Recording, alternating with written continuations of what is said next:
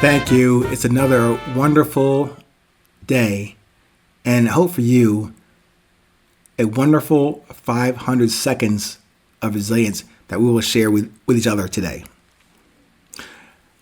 As a kind of a promotion, going forward for next week, the first 10 people to send me an email and a comment, of course, with your address, on my website, 820podcast.com, I will send you a bona fide actual book signed and dated by me to you. So the first 10 that jump on the website, 820podcast.com, send me a comment. Of course, send me your email in that comment, as well as your physical address.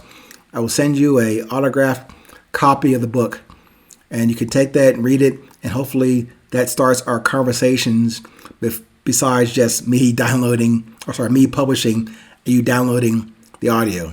That way we can have more of a interpersonal exchange on ideas, thoughts, observations that help me refine my message to you, and hopefully refining our collective messages to people that we run into every day in our lives. Today's topic is called It's 8:20. Do you know where your heart is? Now, if you've been with me for a few episodes, you know I typically sign off with staying present, staying current, and of course reminding you that it's always 8:20. So pardon me for a moment to review the need for that epilogue every day. Additionally, I want to update the reason for those statements. It's not just a typical sign off or cut and paste thing. I do mean them every time I say that. So when I mentioned saying present, that's in reference to presence and the beauty of it, which is in the title of the book, Resilience, the Beauty of Presence. That is the basis and the premise and the promise of resilience.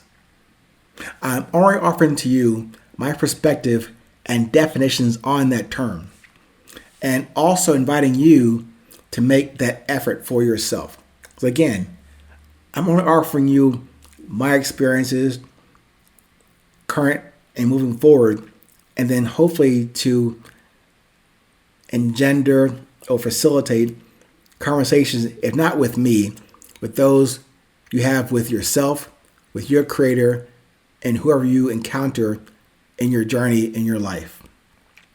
So on current and currency, those are meant to relate to you the words that drive me, that describe my desire, my light, my energy, music, money. When I say stay current, I'm really trying to summarize me to you into what I call my currency. So just considering the title of this episode for a possible episode sign off going forward, I might say that it's 8:20. Do you know where your heart is? I might use that as a sign off sometimes. But remember that from when, I was thinking about this. I remember hearing that as a child, maybe, 7, 8, 9 years old, with my grandmother watching the nightly news.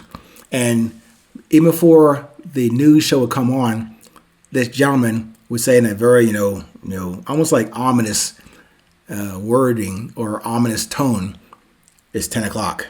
Do you know where your children are?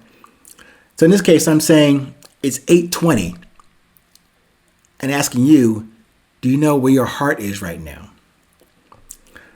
When I heard that on the TV, that 10 o'clock news, I forget what channel it was back in New York, on Long Island. And just as a reference, I know I'm dating myself here. There weren't very many options back then at 10 o'clock at night in the 60s and 70s. So it was probably channel 7 or 5 or 2, ABC, CBS, whatever. But before the anchor would come on, he would say this. I want to emphasize this. It's 10 p.m. Do you know where your children are? Of course, I'm a child, so I'm thinking that probably wasn't even thinking about what he was saying there. But back then, it sounded pretty reasonable. As a child, sitting there with my grandmother, I knew where I was with my grandparents. And I presume my grandparents knew where all their children were and where their grandchildren were besides me. It was a lot simpler back in the day. But again, I digress. That memory of that show and that image sitting with my grandmother kind of prompted this episode. And as I said before, I might use that statement as a closing in other episodes going forward. So just as a reminder, after we spend these 500 seconds together today, I usually do reference that connecting and common source or power and force and beauty and production between and among us. So I may ask you to remember not just where your heart is. I'm asking you to feel it right now, in this moment, and after our daily urgency meeting about resilience. Where will you take it? Tend to it, share it, protect it, live it, love it, and yes, die through it each day. It kind of puts that presence and now into a finer focus, doesn't it? So I'm asking you that question. I'm really asking you also to stay productive at 8:20 and to know where your heart is when you hear this message from me. Now, I did say in other podcast episodes about stating that this discussion we're having, like what I'm calling your blockchain of resilience, meaning this open ledger, this public journal cannot be corrupted or duplicated or stolen between you and I. It is accessible and open to all that you may share and love. Even if you don't know me, I'm getting used to and getting back or getting forward into the habit of saying, I love you. I love in you. And I've kind of mentioned that in another episode about I love the love in you, which I mentioned again about how we are more connected and in common than we are in difference.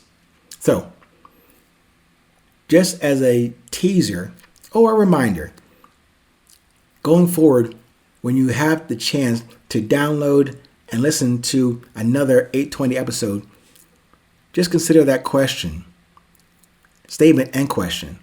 It's 8:20. Do you know where your heart is? Thank you once again. As always, stay present, stay current.